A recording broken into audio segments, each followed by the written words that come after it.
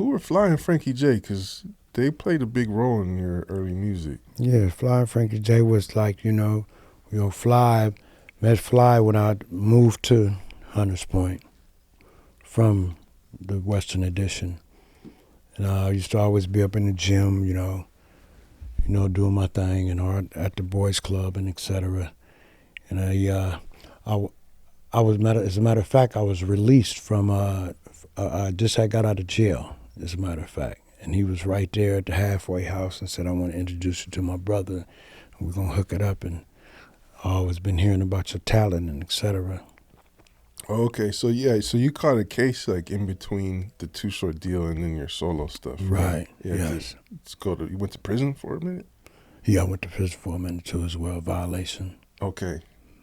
We could talk, because that's the name of the other album, Off Parole, right? Right. Okay, so that probably got away in the way a little bit of you doing the Too Short thing too. Yeah, I got in a way that could have, went, to a whole nother level, but, had to take a step back to take a leap forward, you know what I mean?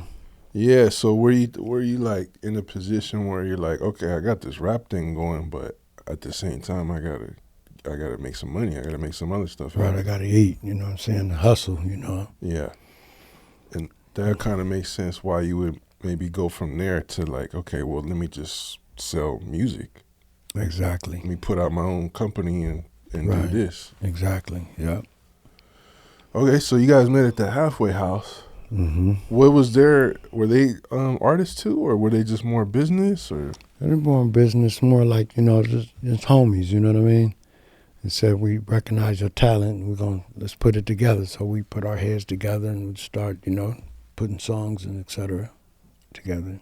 So they got just let's get behind you and make sure this dude has what he needs to succeed. Yes. And is that when you did the first album, Rappin 4-Tay is Back? Yeah, Rappin 4-Tay is Back, yeah. First independent album. That's on Ragtop? Mm-hmm, yes. Who did that cover, man? I always loved that drawing. I always wondered, it was beyond my comprehension who did the cover, you know what I mean? So you didn't even, Fly or Frankie J did that and here's the cover? Mm-hmm. Oh. And hooked it up, yeah. Yeah, I always loved it. It's very 80s hip-hop, mm-hmm. graffiti style. Different. Yeah. Well, at that time, there wasn't really that much music coming out of Frisco yet. It wasn't. Kind of mentioned already, IMP was around. Right, Cougnut was around, and the Cold World Hustlers was around, and Big Harm, shout out to Big Harm Lou as well, and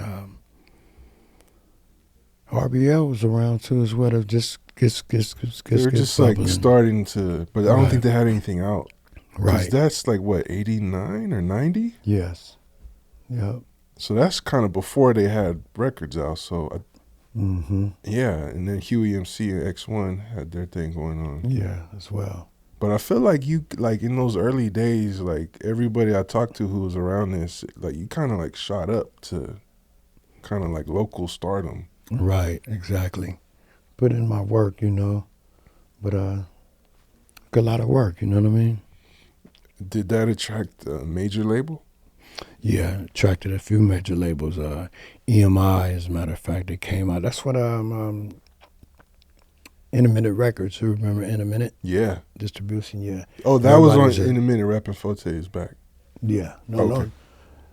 Yeah, that one was on Intermittent, and that one too as well, until it, we went to a major, until it went to the EMI. EMI Chrysalis, right? So they picked it up. Right. Off the sales you were doing independently. Right, off this work that was being done, name buzzing and etc. Yeah. How did they get in touch with you? Well, they got in touch with Frankie J. They flew on out and we hooked it up.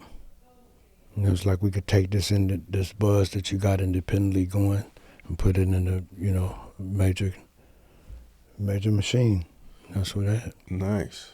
Okay, mm-hmm. So that led to Don't Fight the Feeling, the album. Right.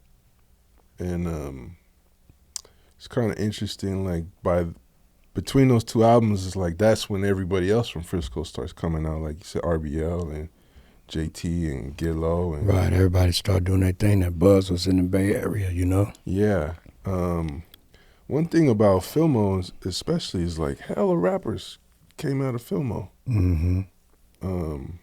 And Seth the Gaffler is on that project. Shout out to Seth the Gaffler too. So you starting to see like this whole like scene start to come together out there. Yeah. Well, I mean, the biggest song on there is the classic Playaz Club. Yes, it is. What was the inspiration behind Playaz Club? Was there an actual Playaz Club that you were at? Well, it was created. You know, it was created. It was a concept. It was a concept created thing right there on 3rd Street, Hunters Point. So it really was there on the corner of 3rd and Palouse, right in the heart of HP. 3rd and Newcomb. 3rd and Newcomb, excuse me. Right. 3rd and Newcomb. The Long Island was the name of it. So yeah, we went in there and, you know, put our imagination together and made it happen. You know what I mean? Okay. What was the vibe and what was going on at the Long Island? The vibe was players and hustlers and playettes and gambling and toasting and doing what we do, you know. Sounds like a good time to me. Yeah, it was a good time, you know. And that pretty much inspired you to do a whole song about that. Yes, especially the fact that a lot of people looked at Frisco as if there were only like homosexuals and things like that, and I just wanted to give them another side, you know, another side of the coin, you know. We got players out here, you know, we do our thing. That makes sense, because, yeah, it's like, people are like kind of known for like the tourist stuff or like the Castros, what they think of as San Francisco. Right. No one did, you know, paint the other pictures, and there's more than that going on, you know what I mean? Yeah, that makes sense why you would paint like such a clear picture, because it's like the game is thick out here, and it is. We got a lot of sharp cats, a lot of city slickers running around San Francisco. Oh, a lot of city slickers, yeah. I also like that song because you kind of turn it into a concept of also like the studio. Right. You know? The real. Yeah. And the SB12, right. Yeah. Instead of, you know, put that together, you know. Who, remind me who produced that? Was that J Mac? No, J Mac didn't produce. That was Frank J. Oh, Frank. So Frankie J also was making beats too. Right. Mm-hmm. Okay. When you put that out, was it like an instant hit? No, it took a minute. You know, it took a minute. Took a lot of promotions and word of mouth, and you know, yeah, it was not just a snap of a finger hit. Right. Right. Well, you also did a music video for it too, which was kind of rare back there. It's like expensive to do a video in those days, right? Right. Was that did that go on like the box or?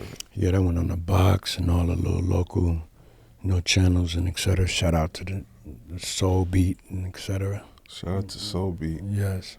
Did it hit like BET, MTV? Eventually it did. Once the deal was signed with EMI, it was a bigger machine.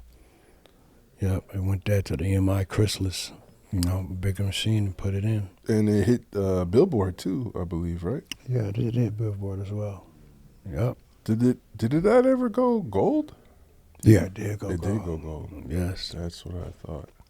Yes, I mean, a huge record. Like, even to this day, like, I feel like people who are into 90s hip-hop that don't really know about the Bay Area or know about San Francisco, they definitely know Playaz Club. Yes. He really did actually put us on the map. Yeah, I mean, it's a blessing and pleasure is all mine, you know. It's the least I could do is plant a seed and watch it blossom, you know. Right. For real. Recognize where you got the game. We got our own style, got our own slang. Northern California is a West Coast thing. This is the history of the Bay. Recognize where you got the game. We got our own style, got our own slang. Northern California is a West Coast thing. This is the history of the Bay.